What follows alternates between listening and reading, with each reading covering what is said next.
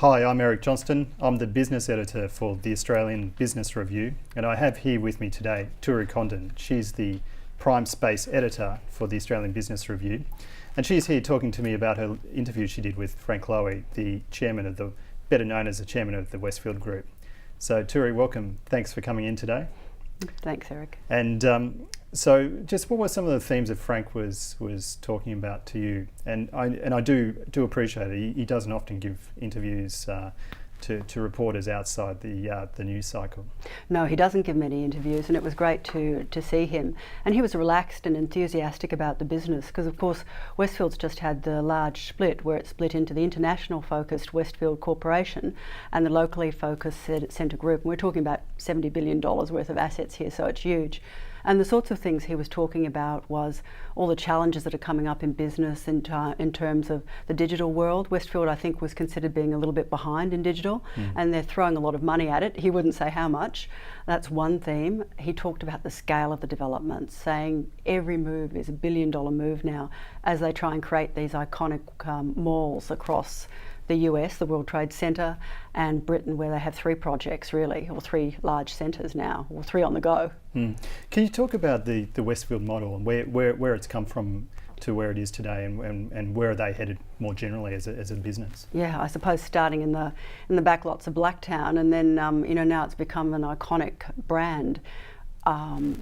Bigger in Australia, I suppose, than in the world, though Westfield's really well recognised now in London because they have these iconic London centres. So it's come a long way, but I still think that Frank really does have global ambitions.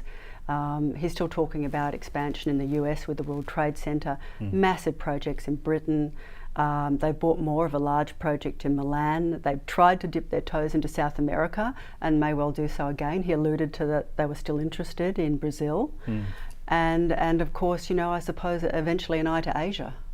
So yeah, Asia is a bit of a gap in the portfolio when you look at the sweep of the world, and that's where a lot of the energy is at the moment in the global economy. So what's his broader thinking about the region?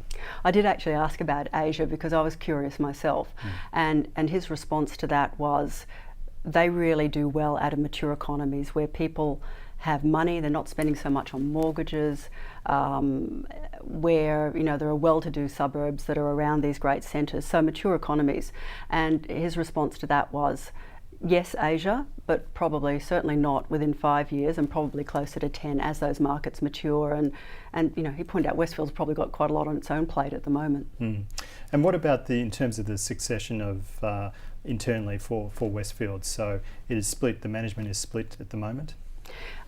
Yes, well, you've still got Frank Lowy as chairman of both companies, chairman of the international group, chairman of the Australian group, and I mean, he sort of mentioned that maybe his time isn't quite as pressed as it was when he was an executive, but he's still rushing around all over the world. He pointed out he's been back in Australia for 2.5 months, and that's quite a long time.